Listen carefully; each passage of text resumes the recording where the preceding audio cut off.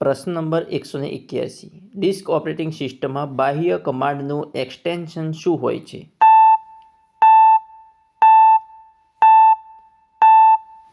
જવાબ છે option C .bat બેટ. પ્રશ્ન નંબર 182. HTML ભાષામાં વેબ પેજ બનાવવા માટે તેના કોડ શેમાં લખવામાં આવે છે?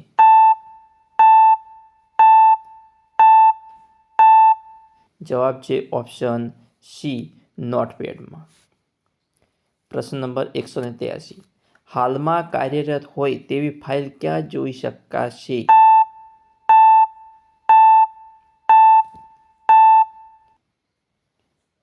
જવાબ છે આપણો ઓપ્શન ડી એક પણ નહીં એટલે કોઈ પણ જગ્યાએ જોઈ શકાશે નહીં. પ્રશ્ન નંબર 184. શિફ્ટ પ્લસ ડિલીટ કી વડે ડિલીટ આપવાથી શું થશે?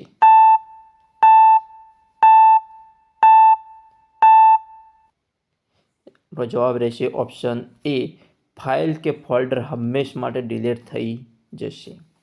પ્રશ્ન નંબર 185. નીચેનામાંથી શું કંટ્રોલ પેનલમાં જોવા મળતું નથી?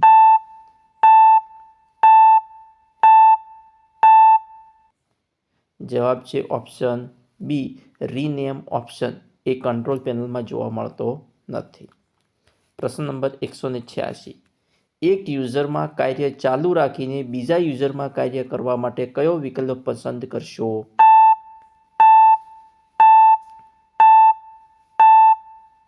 જવાબ છે ઓપ્શન ડી સ્વિચ યુઝર.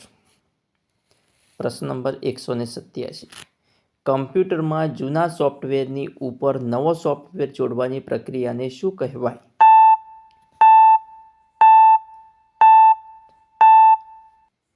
જવાબ છે ઓપ્શન બી અપગ્રેડ.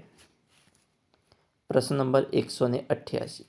નીચેનામાંથી કઈ operating system single user single tasking છે?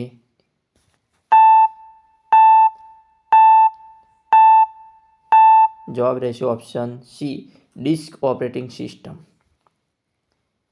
પ્રશ્ન નંબર 189.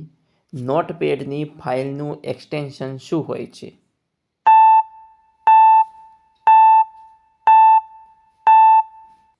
આપણો જવાબ રહેશે ઓપ્શન બી .txt.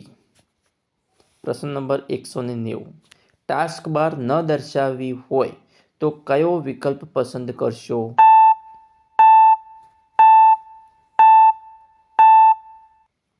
આપણો જવાબ રહેશે option C auto hide the task bar.